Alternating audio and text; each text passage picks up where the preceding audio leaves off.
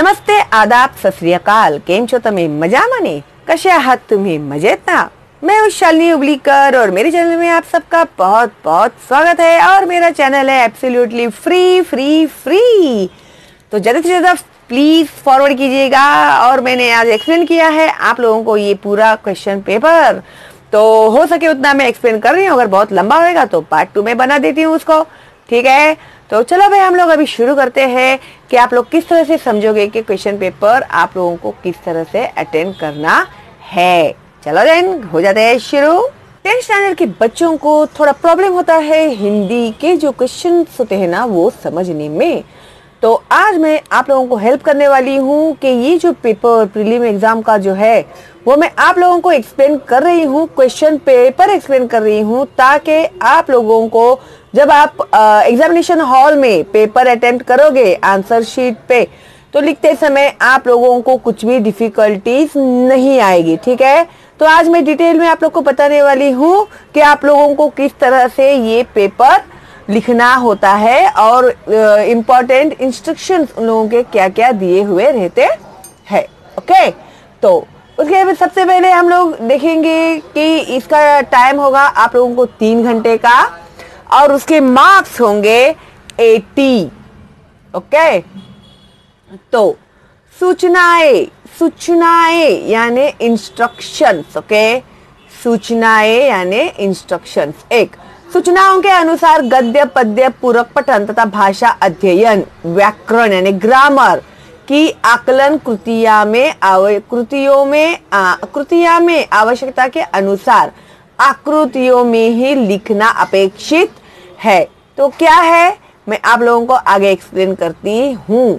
तो आप लोगों को जो भी आंसर्स लिखने हैं गद्य, पद्य और पूरक पठन तथा भाषा अध्ययन के आकृतियों में ही लिखना है। यानी ये जो आकृतियां है ना, इस तरह से आप लोगों को बॉक्स बनाना ही है, वो भी पेन से। ओके, और फिर उसके बाद आपको इसके अंदर लिखना है और राइटिंग एकदम नीट एंड क्लीन होनी चाहिए आप लोगों की। अगर आप लोगों ने बिना बॉक्स बनाए आंसर लिखा तो आप लोगों के मार्क्स कट जाएंगे, या फिर आप लोगों ने ये आकृति पेंसिल से निकाली तो भी आप लोगों के मार्क्स कट जाएंगे। ओके, तो इसके लिए आप लोगों को पेन से ही ये आकृति निकालनी ही है और फिर आंसर्स आप लोगों को लिखने हैं।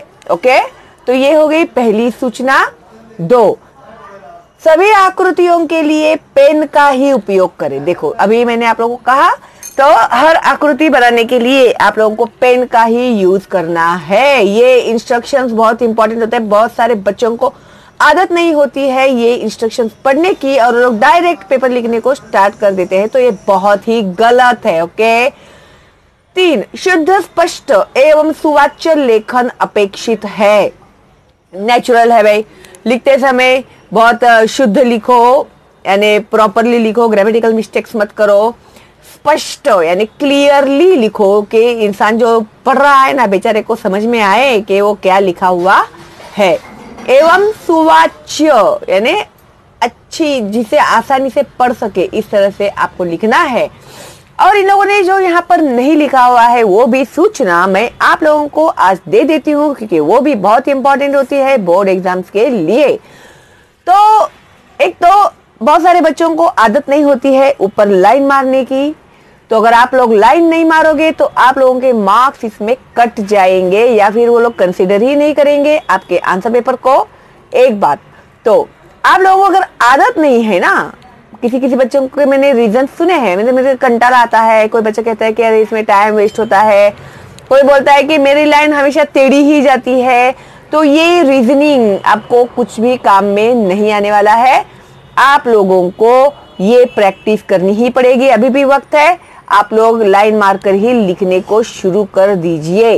ओके, और एक बात, जब आप लोग एग्जामिनेशन हॉल में लिखने के लिए पेन यूज करते हैं तो वो जो पेन एक तो अच्छा होना चाहिए और एक ही कलर के, अगर आप ब्लैक कलर का पेन यूज कर रहे हैं तो ब्लैक कलर ही लेकर जाइए पेन। अगर ब्लू पेन यूज कर रहे हैं तो ब्लू कलर के पेन से लेकर जाइए, एक ही कंपनी के पेन लेकर जाइए आप लोग। लेकिन कभी कभी क्या होता है ना, बैड लक हो जाने की वजह से कभी कभी क्या होता है, हमारा जो लिखते हैं थे पेन, वो पेन खत्म हो जाता है या बंद पड़ जाता है, और फिर खुदा न खास्ता अगर हमारे पास दूसरा पेन है वो भी नहीं चल रहा है, तो हम लोग फिर दूसरे आजू बाजू से लेंगे या फिर टीचर से लेंगे पेन, तो पेन चेंज करना ही पड़ा इन केस, क्योंकि ये मेरे साथ हो चुका है एसएससी बोर्ड एग्जाम में विद एक्सपीरियंस, मैं आप लोगों को बता रही हूँ। तो अगर ऐसा कोई सिचुएशन आप लोगों को आ गया कि आपको पेन चेंज करना पड़ रहा है, अगर ब्लैक पेन भी आपको मिलता है और इंक में डिफरेंस दिखाई दे रहा है, तो आपके जो सुपरवाइजर है वहां पर एग्जामिनेशन हॉल में, तो उनका आप लोगों को जहां पर आप लोगों ने लिखने को स्टार्ट किया है, तो आपको उनका वहां पर सिग्नेचर लेना ही चाहिए, वरना आप लोगों के इसमें मार्क्स कट जाएंगे। ओके, तो ये जो गलतियां हैं आप लोग बिल्कुल भी नहीं करेंगे एग्जाम देते समय, ठीक है। तो इंक चेंज हो जाने के बाद सिग्नेचर लेना ही है आपके सुपरवाइजर का। तो इसका मतलब ये होता है कि with the permission of supervisor आप लोगों ने इंक जो है वो चेंज किया हुआ है। ओके, तो विभाग एक गद्य 20 अंक यानी जो गद्य है वो है 20 मार्क का। प्रश्न पहला, निम्नलिखित पठित गद्यांश पढ़कर दी गई सूचनाओं के अनुसार कृतियां कीजिए। अभी गद्यांश, गद्य यानी लेसन्स जो होते हैं ना, उन्हें कहते हैं गद्य, और पद्य यानी कविताएं जो होती है वो होते हैं पद्य। ओके, तो अभी यहाँ पर आप लोगों को एक पैराग्राफ उन लोगों ने लिखकर दिया हुआ है, ये आप लोग ही करने वाले हैं सॉल्व। ओके, तो ये पैराग्राफ रीड करने के बाद आकृति पूर्ण कीजिए में व्यावसायिक शिक्षा के नाम। व्यावसायिक शिक्षा यानी क्या, जैसे टीचिंग है और लॉयर्स है, टीचिंग है, डॉक्टर्स है, तो ये क्या हो गए, व्यावसायिक शिक्षा के नाम हो गए। तो किसी भी दो व्यावसायिक शिक्षा के नाम आप लोगों को, तो यहाँ पर आप लोग को ऑलरेडी दे दिया है उन लोगों ने। यहाँ पर है वकील और यहाँ पर भी लिखा हुआ है बीएससी, ठीक है। तो वो भी आप लोग लिख सकते हैं। क्या है ये, व्यावसायिक शिक्षा के नाम। ओके, उसके बाद सेकंड क्वेश्चन आपको दिया है आकृति पूरी करने के लिए, शास्त्रीय संगीत में प्रयुक्त दो वाद्यों के नाम। तो दो वाद्य यानी क्या, म्यूजिकल इंस्ट्रूमेंट्स के नाम। तो क्या है यहाँ पर ऑलरेडी है, देखो, हारमोनियम और सितार। ओके, हारमोनियम और सितार ये क्या है, म्यूजिकल इंस्ट्रूमेंट्स है। ओके, फिर उसके बाद कारण दीजिए।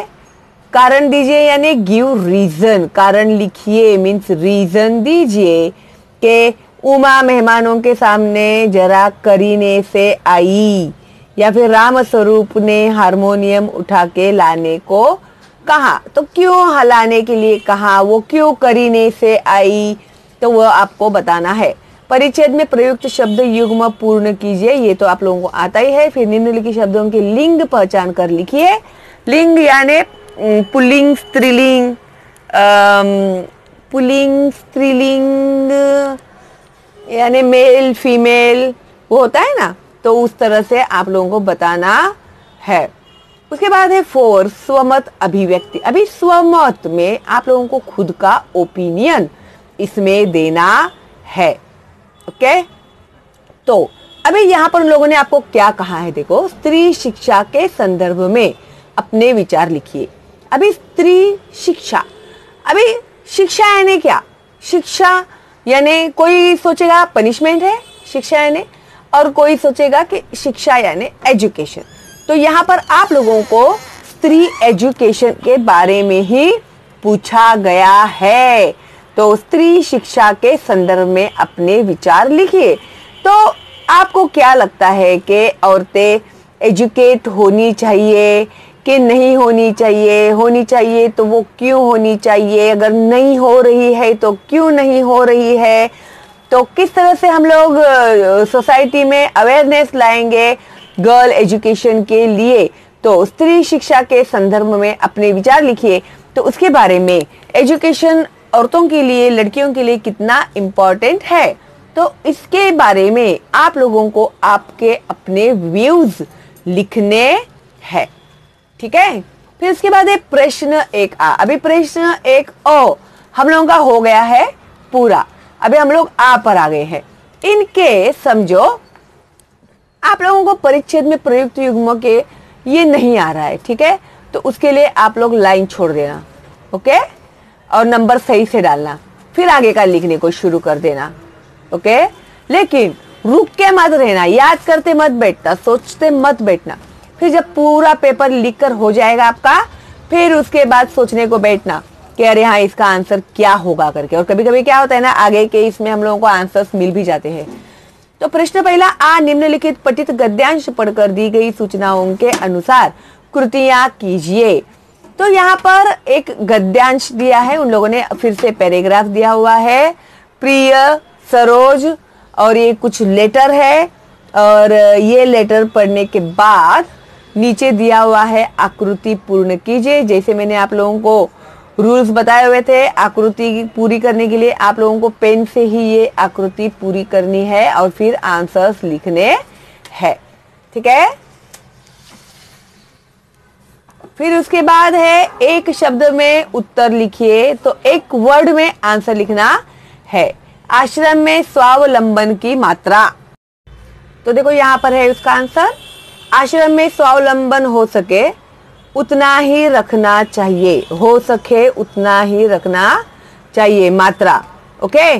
फिर नेक्स्ट है आश्रम में ये सिखाए जाएंगे, आश्रम में ये सिखाए जाएंगे, क्या सिखाए जाएंगे, उपयोगी उद्योग, यानी यूजफुल, यूजफुल जो फ्यूचर के लिए यूजफुल रहेंगे वो बिजनेस सिखाए जाएंगे, ठीक है। जैसे है टेलरिंग, ब्यूटिशियन का बिजनेस, या फिर वो हैंडीक्राफ्ट वगैरह, बहुत सारी चीज़ें हैं जो सिखाई जा सकती है, एज जिस तरह से उनका इंटरेस्ट है वो हिसाब से।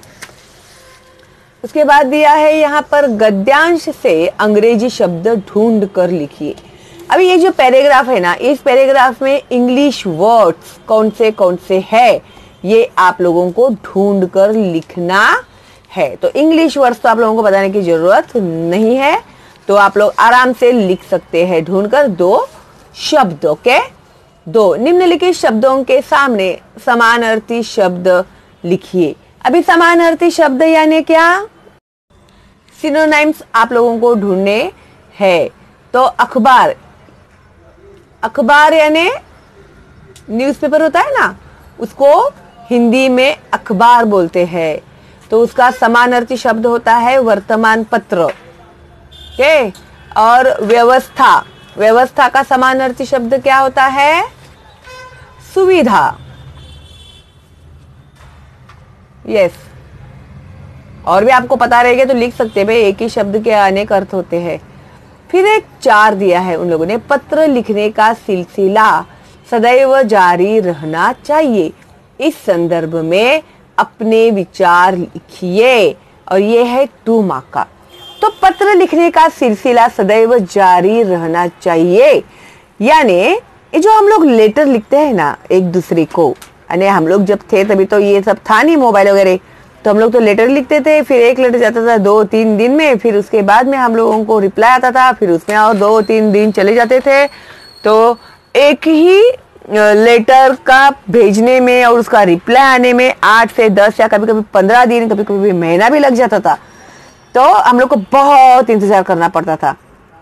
तो ये जो लेटर राइटिंग का ये जो सिलसिला है ना, जो अपना सिलसिला, यानी कभी ये रुकना नहीं चाहिए, हमेशा ये चलते ही रहना चाहिए, ठीक है। अभी आपके पास मोबाइल है तो भी आप लोग ऐसा नहीं कि फोन करके बात तो करो आप लोग, लेकिन एक लेटर भी लिख लेना चाहिए। तो क्या आप लोग को क्या लगता है कि ये सदैव जारी रहना चाहिए? तो लेटर राइटिंग कितना इम्पोर्टेंट है हम लोगों के लिए, कितना आपको इम्पोर्टेंट लगता है, उसके क्या फायदे हैं, क्या नुकसान है, वो सब आप लोगों को इसमें लिखना है। ये भी एक स्वमत ही है, यूर ओन ओपिनियन ही है इसमें। ओके, फिर उसके बाद ये आया है अभी प्रश्न पहला ई, तो अभी अ हो गया, आ हो गया, अभी हम लोग ई पे आए हैं। ओके, ई, निम्नलिखित अपठित गद्यांश पढ़कर दी गई सूचनाओं के अनुसार कृतियां कीजिए। अभी अपठित यानी ये पद्यांश आप लोगों को सिखाया हुआ नहीं है। अपठित यानी आपके टेक्स्ट बुक में का ये नहीं है, ये बाहर से कहीं से एक पैराग्राफ लेकर उन लोगों ने इसमें डाला हुआ है। ओके, तो इसे आपको पढ़ना है और फिर उसके ऊपर जो यहाँ पर सवाल पूछे गए हैं उनके जवाब आप लोगों को लिखने हैं। चीनी वैज्ञानिकों द्वारा भूकंप आने के पूर्वानुमान लगाने के आधार। पूर्वानुमान यानी एडवांस में हम लोगों को इंफॉर्मेशन मिल जाता है कि इस पर्टिकुलर एरिया में भूकंप आने वाला है। भूकंप यानी क्या? अर्थक्वेक। तो जो चीनी वैज्ञानिक थे, जो चीनी साइंटिस्ट थे, उन लोगों ने रिसर्च किया हुआ था कि भूकंप अर्थक्वेक आने के पहले ही उन लोगों को पता चले। तो वो क्या था, किस बेस के ऊपर, आधार यानी बेस, किस बेसिस के ऊपर वो ऐसे बोल रहे हैं, तो उसके 2 पॉइंट आप लोग को लिखने हैं। फिर भूकंप से होने वाली हानि से बचने के उपाय, इस विषय पर 25 से 30 शब्दों में उत्तर लिखिए।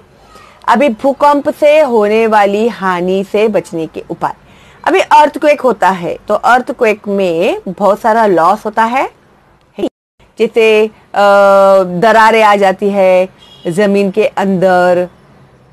ओके, तो हम लोग किस तरह से ये जो नुकसान होते हैं उनसे किस तरह से हम लोग बच सकेंगे, तो वो आप लोगों को 25 to 30 वर्ड्स में आप लोगों को उन्होंने लिखने के लिए कहा है। ये भी है आप लोगों का खुद का ओपिनियन। तो भाई खुद का ओपिनियन अगर देना हो तो आई थिंक बहुत ही आसान होता है अपना खुद का ओपिनियन, है ना। अगर भूकंप होने वाली हानि से हमें बचना है तो हमें जल्दी जल्दी घर खाली कर देना चाहिए, जितना सामान हम लोग बचा सकते हैं उसे बचा लेना चाहिए, या फिर अगर ऐसा मौका ना मिले तो टेबल के नीचे, पलंग के नीचे जाकर हमें छुप जाना चाहिए, दरवाजे पर छुप जाना चाहिए। भाई ये साइंस में आप लोगों को सिखाकर हो गया है 5th स्टैंडर्ड में या 6th स्टैंडर्ड में, तो एक बार नजर मार लीजिए उसी के ऊपर और देखिए फिर किस तरह से आप लोग बचेंगे, और बहुत ही आसान है ये। ओके, फिर अभी उसके बाद जो है ना बच्चों, ये है विभाग 2 पद्य 12 अंक का है, ये टोटल 12 मार्क्स का है। गद्य टोटल 20 मार्क का था जो मैंने आप लोग को एक्सप्लेन कर दिया है, और अभी ये जो है पद्य वो है टोटल 12 मार्क्स का। तो मैं इसे एक्सप्लेन करती हूँ पार्ट 2 में, ताकि तब तक आप लोगों को पार्ट 1 हजम भी हो जाएगा और आप लोग का सॉल्व करके भी हो जाएगा। और मुझे ईमानदारी से बताना किसने किसने सॉल्व किया है ये। ओके, ठीक है, चलो फिर देखते हैं अभी किसके किसके मुझे आंसर्स आते हैं कल तक। ओके, तो इसी टाइप का आपको पेपर आने वाला है, इसी पैटर्न में आप लोगों को पेपर आने वाला है, तो ज़्यादा स्ट्रेस लेने की ज़रूरत नहीं है। आप लोगों को एक बार उसका बेस समझ में आ गया ना किस टाइप का आने वाला है पेपर, तो आप लोग आसानी से लिख सकते हैं। और मेरे बच्चे तो है ही वैसे होशियार, इसमें है कोई डाउट? No doubt. तो स्मार्ट टीचर के स्मार्ट बच्चे होने की वजह से आप लोगों को मार्क्स भी अच्छे ही मिलने वाले हैं। लेकिन आप लोगों को ज़्यादा से ज़्यादा फॉरवर्ड करना है मेरे चैनल का लिंक अपने दोस्तों को, रिलेटिव्स को, क्योंकि मेरा चैनल है एब्सोल्युटली फ्री जैसे कि आप लोगों को पता है। तो ज़्यादा से ज़्यादा फॉरवर्ड कीजिएगा अपने गाँव में, शहर में, हर गली कूचे की बच्चे जो है पढ़ रहे हैं उन तक पहुँचाइए मेरे चैनल का लिंक, क्योंकि उन लोगों के लिए और आप लोगों के लिए मैंने फ्री रखा है ये एजुकेशनल चैनल। तो प्लीज़ जितना ज़्यादा हो सके उतना फॉरवर्ड कीजिए। ओके, तो चलो फिर मिलते हैं जल्दी ही पार्ट 2 में विभाग 2 पद्य के लिए जो 12 अंक का है। तब तक आप लोग भाग 1 जो है विभाग 1 गद्य वो कंप्लीट करके सॉल्व करके रखेंगे। ओके, चलो then, all the best and bye bye.